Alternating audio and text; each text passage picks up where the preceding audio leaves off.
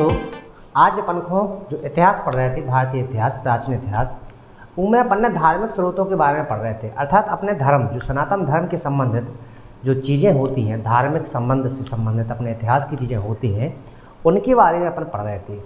तो अभी तक अपन ने इतिहास की 14 क्लासें कर ली हैं।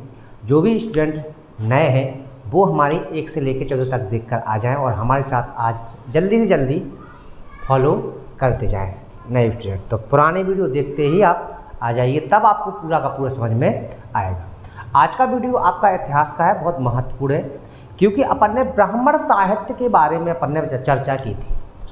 क्योंकि अपन ने देखा था जो ब्राह्मण साहित्य है उसको अपन पूरा का पूरा कर रहे थे, और आज के वीडियो में अपन का ब्राह्मण साहित्य जो है पूरा खत्म हो जाएगा। इसके बाद अपना अगला टॉपिक ब्राह्मणेतर साहित्य आ जाएगा।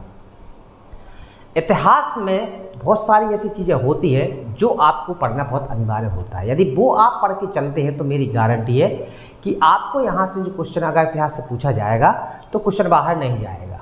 ठीक है, तो अपन को आज को टॉपिक का होने, तो आज को टॉपिक आपके 3 या 4 टॉपिक बचे हैं। आपके 3 या 4 हेडिंग ऐसी बची हैं जिनको अपन को ब्राह्मण साहित्य में पढ़ना है बस।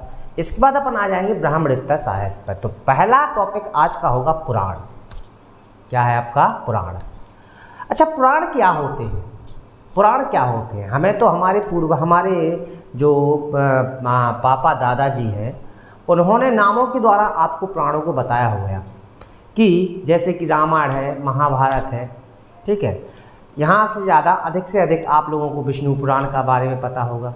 ठीक है, तो ऐसे पुराण, मत्स्य पुराण है, ऐसे पुराण जो अपने भारत में सनातन संस्कृति के अंतर्गत जो हमारे धर्म से रिलेटेड होते हैं, उन पुराणों को, जिनमें अपन को प्राचीन जो आख्यान है, आख्यान का मतलब है प्राचीन के जो विधाता समझ लो, ईश्वर समझ लो, उनका इस धरती पर जन्म लेना या अवतरित होना और उनको उनमें रखना, उनको उनके इतिहास को उन किताबों में या उन ग्रंथों में रखना ही हमें पुराणों को लेकर चलते हैं। यानी वही हमारे लिए पुराण बन जाते हैं, जो प्राचीन आख्यान है। ठीक है, तो हमें पुराण आपको समझ में आ चुका होगा कि पुराण क्या होता है। ठीक है, यदि पुराण की बात करें तो आपको पता होना चाहिए, पूछा जाता है कि हमारे पुराणों की संख्या कितनी है, तो आपको आंसर में देना पड़ेगा 18। कितने पुराण हैं? 18 पुराण हैं। तो अपन चलो टॉपिक को नाम डाल रहे हैं आज पुराण, और उसके बारे में आज पूरा विस्तार से पढ़ते हैं। ठीक है, तो पहला टॉपिक आपका हो जाएगा पुराण से। तो पहले ही आपकी हेडिंग क्या हो जाती है? पुराण।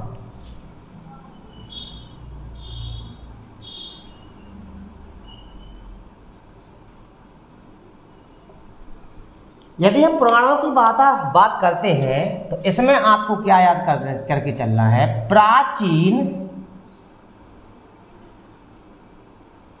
आख्यानों। किसको? प्राचीन आख्यानों से युक्त ग्रंथ, से युक्त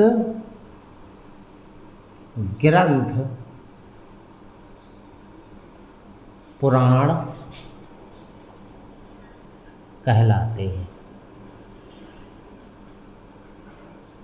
ठीक है, आपको बहुत ज़्यादा महत्वपूर्ण होने वाले हैं मेरे द्वारा जो इतिहास पढ़ाई जा रही है, बहुत महत्वपूर्ण। आप पढ़ते चलिए, आपको पता नहीं चलेगा कब खत्म हो जाएगी। हाँ, टाइम लगेगा, लग जाने दो, क्योंकि शॉर्टकट नहीं चलना है। आज के समय में शॉर्टकट नहीं जाना है। आप लोगों को समझ में नहीं आता है। यदि आप लोग फेल होते हो, किसी भी टेस्ट में नहीं निकल पाते हो, तो उसके लिए आपको आज अब विस्तार से पढ़ना जरूरी हो गया है, क्योंकि कंपटीशन इतना बढ़ गया है कि आपको पता होना चाहिए। अगर 100 जगह है तो 1 लाख फॉर्म डल रहे हैं। अब उनको पेपर बनाना है। पेपर बनाएंगे तो वो आपको डीपली पूछेंगे, क्योंकि उन्हें तो 100 से मतलब है, 1 लाख फॉर्म, 1 लाख बच्चों से थोड़ी ना मतलब है। अब जब वो आपको 1 लाख में से 100 को निकालेंगे तो वहाँ पर आपको जो वो पूछेंगे तो वहाँ पर आपको विस्तार से पढ़ना हो गया। पहले का समय ख़त्म हो चुका है जहाँ आपको एक कुछ इम्पोर्टेंट पॉइंटों के साथ या कुछ इम्पोर्टेंट महत्वपूर्ण क्वेश्चनों के साथ भर्ती कर दिया जाता था। किसी भी विभाग में चले जाते थे पहले, तो आज आपको विस्तार से पढ़ना बहुत अनिवार्य है। विस्तार से पढ़ेंगे तो आपको बहुत सारी चीज़ें ऐसी होती हैं बहुत क्लियर होती जाएंगी और आपका क्वेश्चन बाहर नहीं जाएगा, मेरी गारंटी है। बस आप पढ़ते चलिएगा। तो पुराण हमारे क्या कहलाते हैं? तो प्राचीन जो हमारे जो आख्यान है उनको से युक्त ग्रंथ, यानी उनसे जो लिखे गए हमारे पास ग्रंथ हैं उनको अपन पुराण बोलते हैं। ठीक है। अच्छा, पुराणों की संख्या कितनी है? यदि पूछा जाए आपसे पुराणों की संख्या कितनी है तो वो हो जाती है आपकी 18। और कितनी हो जाती है? 18 हो जाती है। यदि आपसे पूछा जाए कि पुराणों की संख्या कितनी है, यही क्वेश्चन पेपर में पूछा जाता है, तो उनकी संख्या आपकी कितनी हो जाती है? 18 हो जाती है। कितनी हो जाती है आपकी संख्या? 18 हो जाती है। इसके बाद आपसे पूछा जाएगा पुराणों का लेखक किसे माना जाता है, किसको माना जाता है? ठीक है। तो पुराणों के लेखक लोहमर्ष नाम के एक ऋषि हैं। कौन है? ऋषि। और उनके पुत्र का नाम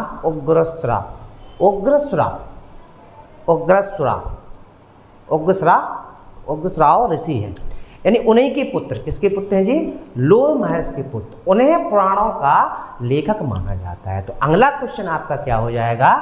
पुराणों का लेखक। अगला पॉइंट क्या हो जाएगा आपका? यदि आपसे लेखक पूछा जाता है और यही क्वेश्चन आपसे पूछे जाते हैं तो यहाँ पर आपको याद करना है लोहमर्ष अथवा उनके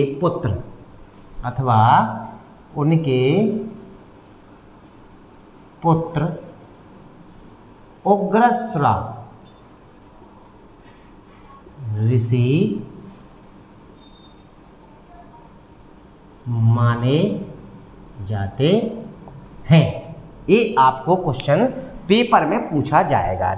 लोहमर्ष या आपको याद हो जाएगा उग्रश्राव ऋषि किसके लेखक माने जाते हैं? तो पुराणों के लेखक माने जाते हैं। अच्छा, इनमें से सबसे प्राचीन और सबसे बड़ा पुराण कौन सा होता है?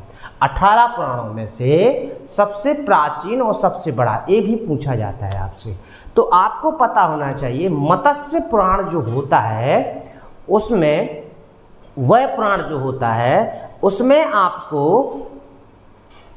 सबसे बड़ा और सबसे प्राचीन उसी को बोला जाता है। और उसमें आपको भगवान के 10 अवतारों का भी उल्लेख मिलता है, यानी पूरा का पूरा जो 10 अवतार अपन ने देखे हैं ना, वो आपके किस में है? तो मत्स्य पुराण में है। तो यही क्वेश्चन आपसे पेपर में पूछे जाते हैं। तो आपको पता होना चाहिए कि सबसे प्राचीन एवं बड़ा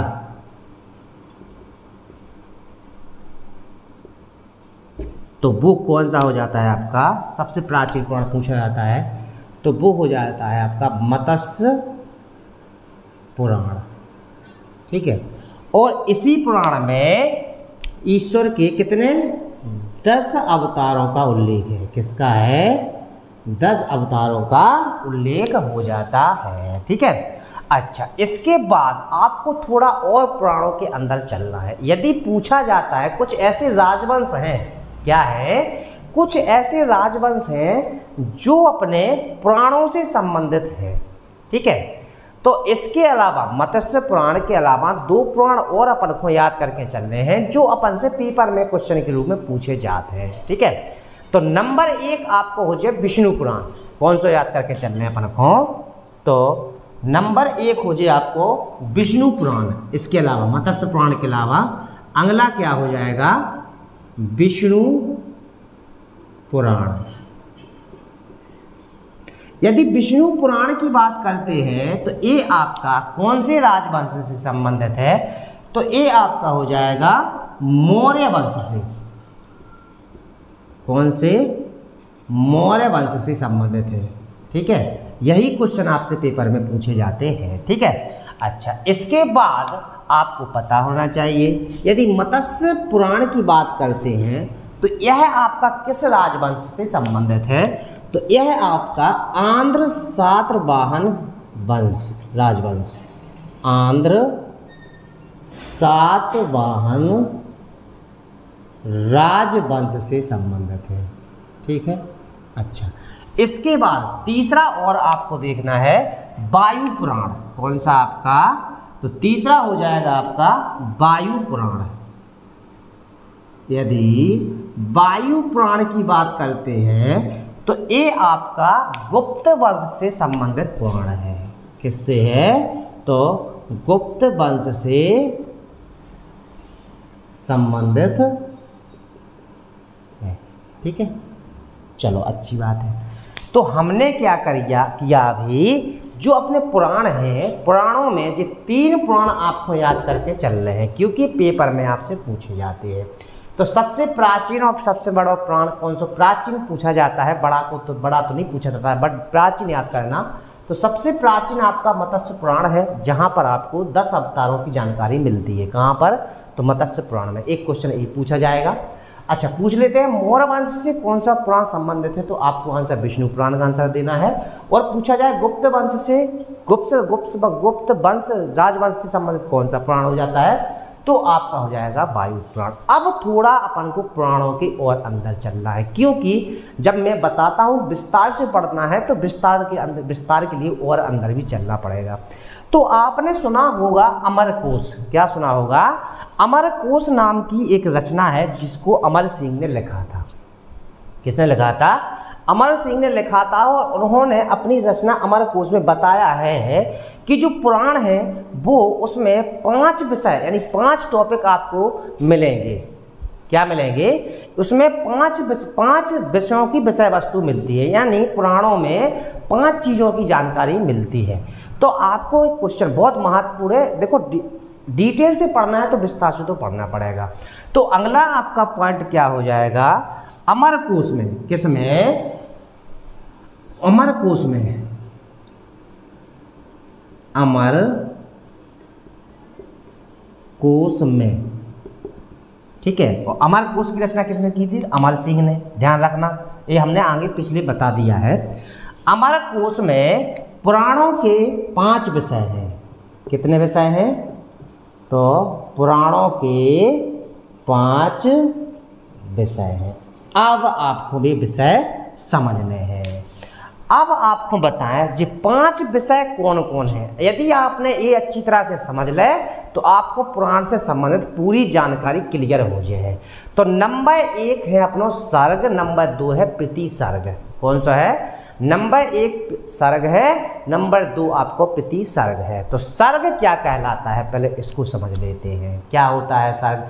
सर्ग का मतलब होता है कांड, जो अपन रामायण में करके आए थे। सर्ग का मतलब क्या होता है? अध्याय यानी कांड, हमने आपको बताया था। तो इन पुराणों में पहला पॉइंट आपका, पहली हेडिंग क्या हो जाती है आपकी? सर्ग। क्या हो जाती है आपकी? तो पहला हिस्सा, पहला क्या हो जाएगा आपका? तो सर्ग हो जाता है।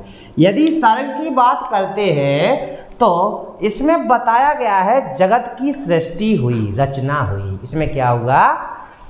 जगत की रचना हुई। सर्ग के रूप में आपको बताया गया कि पुराणों को पढ़ने से, यदि हम सर्ग को पढ़ते हैं तो उसमें अपन को क्या मिलता है कि इस जगत की सृष्टि कैसे हुई या यह जगत कैसे रचा।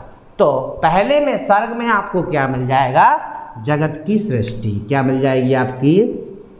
जगत की सृष्टि यानी रचना हुई। ठीक है, समझ में आ गई। अब आ जाएंगे अपन दूसरे पर, प्रतिसर्ग पर। यदि हम प्रतिसर्ग की बात करते हैं तो प्रतिसर्ग क्या होता है? तो आप सर्ग को उल्टो प्रतिसर्ग हो सब जानते हैं। तो इसका मतलब हुआ प्रतिसर्ग जो आया अपना दूसरा विषय क्या होगा आपका? प्रतिसर्ग। तो अब आपको हम बता दें कि प्रतिसर्ग में क्या हुआ, जो सृष्टि हुई तो आपने सुना होगा कि पृथ्वी पर प्रलय हुआ था, जिसकी वजह से पूरा का पूरा पृथ्वी का उथल पुथल हो गया था और फिर से दोबारा सृष्टि की रचना हुई। तो अब बात समझ में आ गई कि नहीं आई? चाहे आप जियोग्राफी पढ़ लो, चाहे आप हिस्ट्री पढ़ लो, रिलेटेड हैं सब्जेक्ट। यदि आप कॉन्स्टिट्यूशन, जियोग्राफी और हिस्ट्री तीनों को कॉम्बिनेशन मिलाकर चलते हैं तो आपको कभी भूल नहीं सकते हैं आपको याद बना रहेगा। तो देखो वही है, पहले जगत की सृष्टि हुई, जगत का प्रलय हुआ तो पूरी सृष्टि का उथल पुथल हो गई, विनाश हुआ। तो दूसरी बार में प्रति सर्ग में हमें क्या बताया गया है कि जगत की पुनः क्या हुई, सृष्टि की गई है। क्या हुई है? तो जगत की पुनः सृष्टि हुई है। तो प्रलय के बाद जगत की पुनः सृष्टि, किसके बाद? तो प्रलय के बाद जगत की पुनः सृष्टि हुई। ठीक है, जो भी हमें समझ में आ गया। इसके बाद आ जाएंगे अपन तीसरे पर, तो वंश पे। अब जैसे ही, अब समझना आप, सृष्टि एक बार सृष्टि रची हुई, इसके बाद मिट गई, फिर इस बार पुनः स्थापित हुई। अब इसके बाद तीसरा आपका अध्याय होगा, जो तीसरा आपका विषय होगा वो होगा कैसे? वंश से। किससे संबंधित होगा? वंश से। यदि हम वंश की बात करते हैं तो पुराणों में वंश के का मतलब होता है जो अपने ब्राह्मण थे, जो अपने देवता थे, उनके वंशों के बारे में जानकारी मिलती है। कहाँ से आपको? तो वंश से। सो आपको पता होना चाहिए तीसरा हो जाएगा वंश। तो तीसरा क्या हो जाएगा आपको? वंश हो जाता है। और इस वंश में ऋषि मुनियों यानी ऋषियों तथा देवताओं की वंशावली होती है। ठीक है, अच्छा। इसके बाद आ जाएंगे चौथा भाग। जो चौथा विषय हो जाता है वो है मनवंतर। क्या हो जाता है? मनवंतर। अब मनवंतर हमने आपको पिछले वीडियो में बता चुके हैं। थोड़ा आप लोग रिवीजन करते चलना। यदि आप लोग रिवीजन नहीं करेंगे तो आप लोग डिफीट खा सकते हैं। देखो, मैं सही बोलने का आदी हूँ। अगर मैं सही बोलता हूँ तो आप लोग इसको गलत मत समझना, क्योंकि सही बात हमेशा आपको कड़वी लगती है। सभी को लगती है, आपको नहीं, सभी को कड़वी लगती है। यदि आप अपना रिवीजन नहीं करते हैं पीछे से तो आप बहुत ज़्यादा गलती कर रहे हैं। तो रिवीजन करते चलेंगे आप लोग। इसीलिए हम बोलते हैं कि आप लोग लिखते चलेंगे। यदि लिखेंगे आपको तो आपको कोई दिक्कत नहीं होगी, क्योंकि आपका जो सर है कोई टैंक तो है नहीं है कि इसमें आप भरते जाएंगे। बहुत बड़ी गलती करते आज के बच्चे हैं। तो आप लोगों को मैं इसलिए बोल रहा हूँ क्योंकि आप लिखेंगे तो आपको बहुत सारी चीज़ याद रहेगी, और लिखी वाली चीज़ अपन को दोहराने में दिक्कत नहीं होगी। बार बार क्यों अपन उसको वो करें। तो इसलिए आपसे बोलूँगा दोहराते चलेंगे तो आपको हर एक चीज़ समझ में आती जाएगी। तो वंश में हमने क्या देखा? तीसरा विषय अपना क्या था? वंश, ऋषियों तथा देवताओं की वंशावली। यदि हम चौथे विषय की बात करते हैं, किस विषय की बात करते हैं? तो अपन का आ गया था कौन सा विषय? तो चौथा विषय। यदि चौथे विषय की बात करते हैं तो हमने क्या किया था? मनवंतर। यदि हम चौथे विषय की बात करते हैं तो उसमें हमने क्या देखा था? मनवंतर। मनवंतर का मतलब होता है महायुग। तो यहाँ पर हमें पुराणों में महायुग के बारे में पता चलता है। जैसे कि हमने बताया था आपको सत्ययुग, द्वापर युग, त्रेता युग, कलयुग। तो ये सारे के सारे जो क्या है आपके मनवंतर के अंतर्गत आने वाले युग होते हैं। तो चौथा विषय आपका क्या हो जाएगा? तो मनवंतर। चौथा विषय क्या हो जाएगा आपका? तो मनवंतर। अच्छा, यदि मनवंतर की बात करते हैं तो इसमें हमें कौन सा विषय मिलता है? तो इसमें मिलता है आपको महायुग का। किसका? महायुग का। इसके बाद पांचवा आ जाएगा आपका वंशानुचरित। पांचवा आ जाएगा आपका वंशानुचरित। अच्छा, यदि हम वंशानुचरित की बात करते हैं तो इसमें आपको प्राचीन राजकुलों का इतिहास मिलता है। क्या मिलता है? तो प्राचीन राजकुलों का इतिहास मिल जाता है। किसमें? वंशानुचरित में। तो आपने देखा पुराणों में इतनी सारी चीज़ें अपन को देखने को मिलती हैं, बट इतना आप लोग फोकस नहीं करते हैं। हमें सबका नॉलेज होना चाहिए, सबका पता होना चाहिए। तो इसमें क्या होता है, 5वें में प्राचीन राजकुलों का इतिहास मिलता है। क्या मिलता है, तो प्राचीन राजकुलों का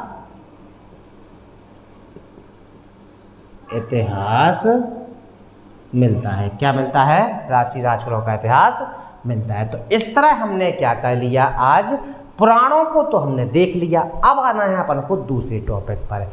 यदि हम दूसरे टॉपिक की बात करते हैं तो दूसरा टॉपिक आपका क्या हो जाएगा, स्मृति। क्या हो जाएगी, स्मृति। स्मृति के बारे में हमने आप लोगों को पहले बताया था कि स्मृति कहलाती क्या है।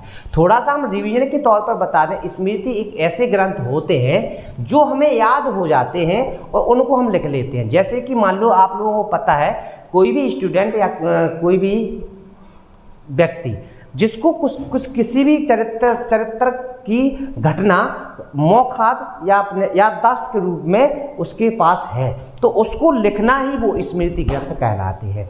कुछ स्मृतियां हैं जिनको अपन को पढ़ के चलना है, ठीक है। तो अगला टॉपिक आपका क्या हो जाएगा, दूसरा स्मृति, ठीक है। तो स्मृति में भी आपको विस्तार से पढ़ना है। तो स्मृति आपकी क्या कहलाती है, तो दूसरा टॉपिक आपका पहला पुराण था, आज दूसरा हो जाएगा आपका स्मृति, ठीक है।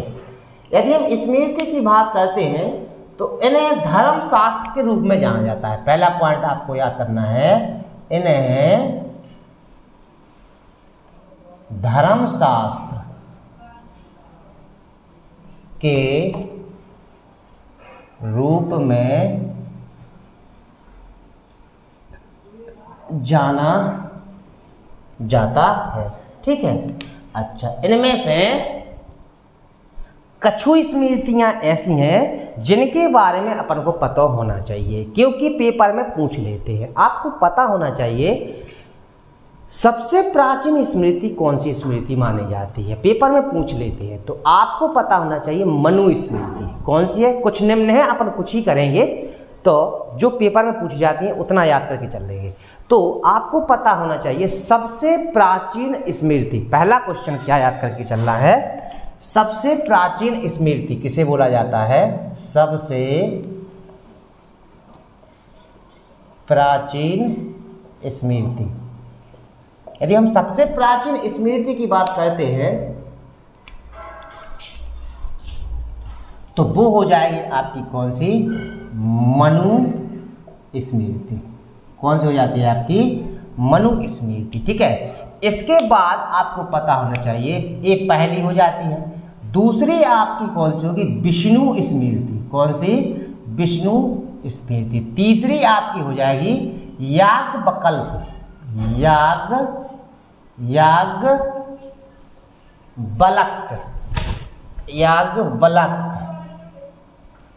स्मृति, ठीक है। चौथी स्मृति हो जाएगी आपकी कौन सी, तो गौतम स्मृति। पांचवी स्मृति हो जाएगी आपकी कौन सी, तो नारद स्मृति। और जो आपकी छठवीं स्मृति आपको याद करना है, वशिष्ठ स्मृति। कौन सी, वशिष्ठ स्मृति। तो आपको इतनी स्मृति आपको याद करके चल रहे हैं। देखो, यदि पूछा जाता है आपसे कि सबसे प्राचीन स्मृति कौन सी है, तो मनु स्मृति है। इसके बाद विष्णु स्मृति, याज्ञवल्क्य स्मृति, गौतम स्मृति, नारद स्मृति और वशिष्ठ स्मृति हो जाती है, ठीक है। अच्छा, यहाँ पर एक क्वेश्चन जरूर पूछा जाता है आपसे। यदि पूछा जाता है पेपर में कि गुप्त वंश से संबंधित स्मृति कौन सी हो जाती है, तो आपको याद करना है नारद स्मृति। नारद स्मृति जो कि किससे संबंधित है, अपनी गुप्त वंश से संबंधित स्मृति है, ठीक है। अच्छा, दूसरा आपको क्या करना है, नारद स्मृति के कुछ टीकाकार हैं, ठीक है।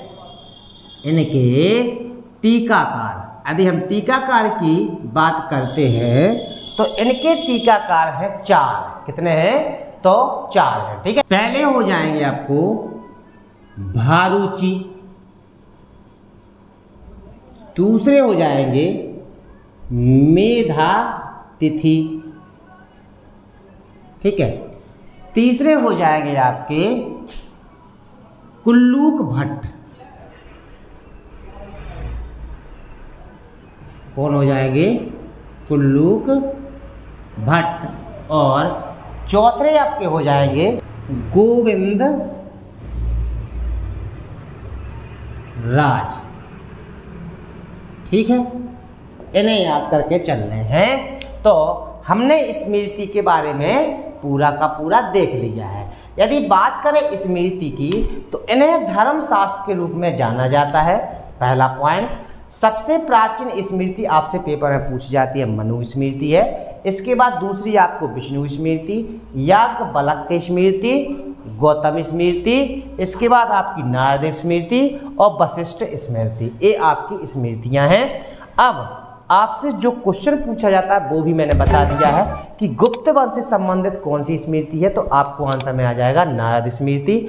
और इनके टीकाकार हैं कुछ नारद स्मृति के जो पेपर में पूछे जाते हैं, तो वो है आपके भारुचि, मेधा तिथि दाधन उसका है, कुल्लूक भट्ट और गोविंद राज हो जाते हैं। इसके बाद आपका आ जाएगा तीसरा टॉपिक। यदि हम तीसरे टॉपिक की बात करते हैं तो अपना तीसरा टॉपिक हो जाएगा षड दर्शन। क्या हो जाएगा आपका, षड दर्शन, जो कि जिनको बोला जाता है 6 दर्शन। ठीक है, तो आपको तीसरी हेडिंग के रूप में क्या देखना है, षड दर्शन, बहुत इंपॉर्टेंट है, इनको अपन को लेकर चल रहे हैं। यदि षड दर्शन का मतलब होता क्या है, षड दर्शन है क्या, तो षड दर्शन की बात करते हैं तो ये होते क्या हैं। ठीक है, तो षड दर्शन में यदि हम बात करें तो इसमें आत्मा, परमात्मा, जीवन और मृत्यु के बारे में जानकारी लगती है। ठीक है, तो पहला पॉइंट षड दर्शन का याद करके चलना है, इनसे आत्मा, परमात्मा, जीवन तथा मृत्यु का विवरण होता है या इनका पता लगता है। किसका, तो आत्मा, परमात्मा, जीवन तथा मृत्यु के विवरण के बारे में जानकारी मिलती है। अच्छी बात है।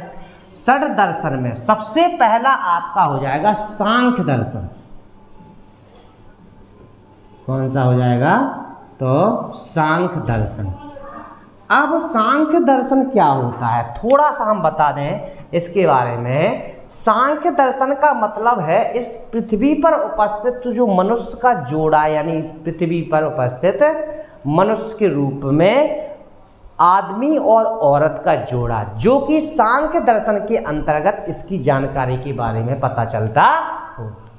ठीक है, तो सांख्य दर्शन का आपको पता होना चाहिए। पहला जो षड दर्शन है अपना कौन सा है, सांख्य दर्शन है। ठीक है, यदि बात करें सांख्य दर्शन की तो इसके प्रवर्तक आपसे पूछे जाते हैं। क्या पूछे जाते हैं आपके, तो इसके प्रवर्तक पूछे जाए तो सांख्य दर्शन के प्रवर्तक आपके हो जाते हैं को, तो कपिल मुनि हो जाते हैं आपके, तो कपिल हो जाते हैं। ठीक है, अच्छा, इसके बाद दूसरा दर्शन। यदि हम दूसरे दर्शन की बात करते हैं तो दूसरा दर्शन है आपका योग दर्शन।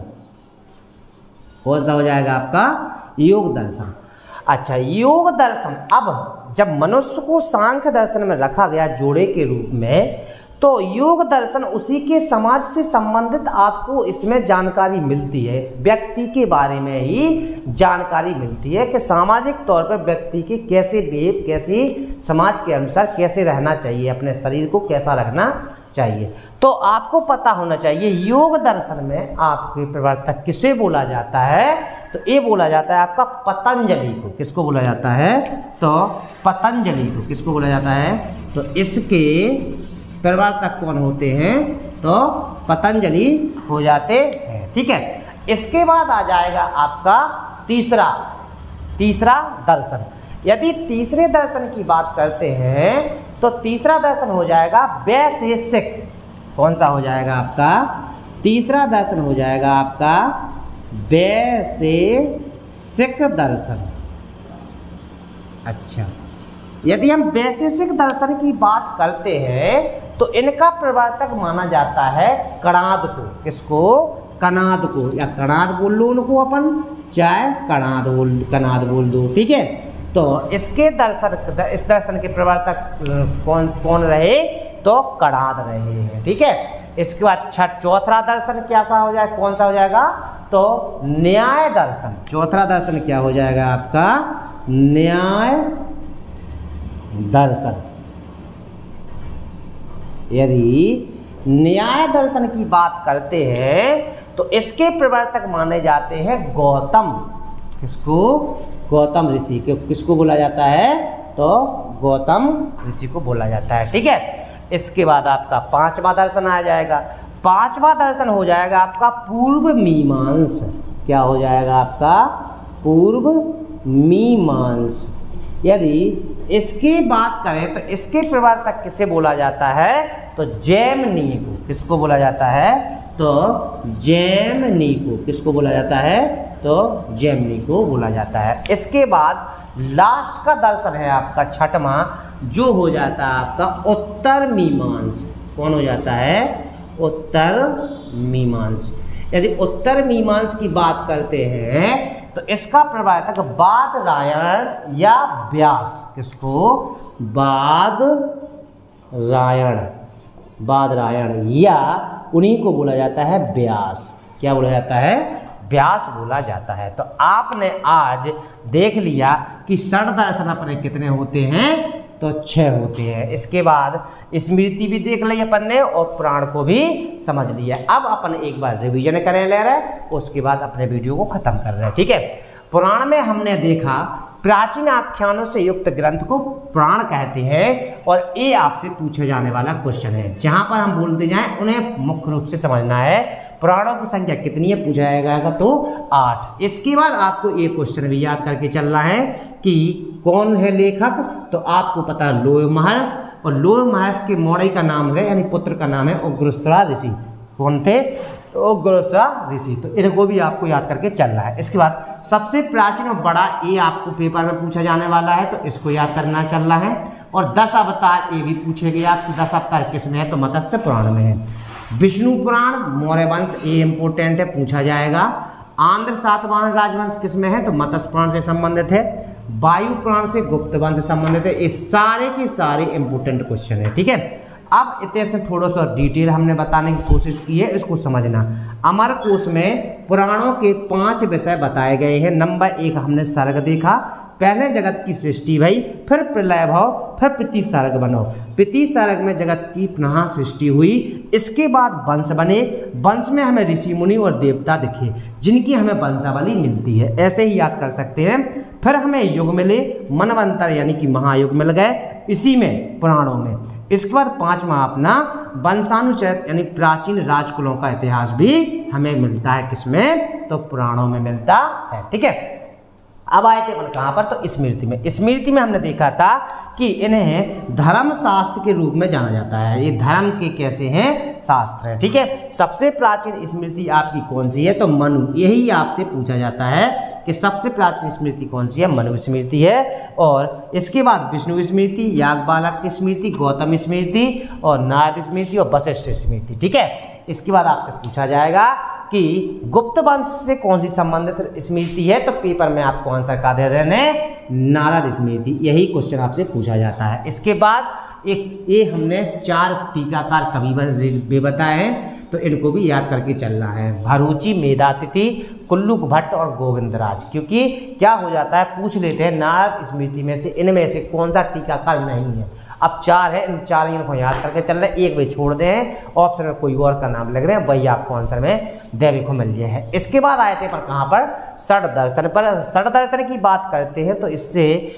आत्मा, परमात्मा, जीवन, मृत्यु के विवरण के बारे में पता चलता है। और सांख्य दर्शन के प्रवर्तक, अब यही आपसे पूछा जाता है, सांख्य दर्शन इसके प्रवर्तक किसे बोला जाता है? तो कपिल मुनि को। इसके बाद योग दर्शन के प्रवर्तक किन्हें बोला जाता है? तो इंपोर्टेंट है पतंजलि को। पेपर के सारे इंपोर्टेंट हैं। वैशेषिक दर्शन किसको बोला जाता है? तो कणाद को बोला जाता है। न्याय दर्शन किसके लिए?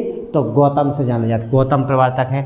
पूर्व मीमांस जैमिनी है प्रवर्तक, और उत्तर मीमांस के बादरायण या व्यास है इसके प्रवर्तक। तो इस तरह हमने क्या किया, आज इतिहास की 14 नहीं 15वीं क्लास खत्म कर ली है। अगर विस्तार से पढ़ने हैं तो जरूर फॉलो करें और अच्छे से पढ़ते जाएं, लिखते जाएं, याद करते जाएं। ठीक है, यदि वीडियो अच्छी लगती है तो लाइक कीजिए, कमेंट करिएगा और शेयर कीजिए। जय हिंद, जय भारत दोस्तों।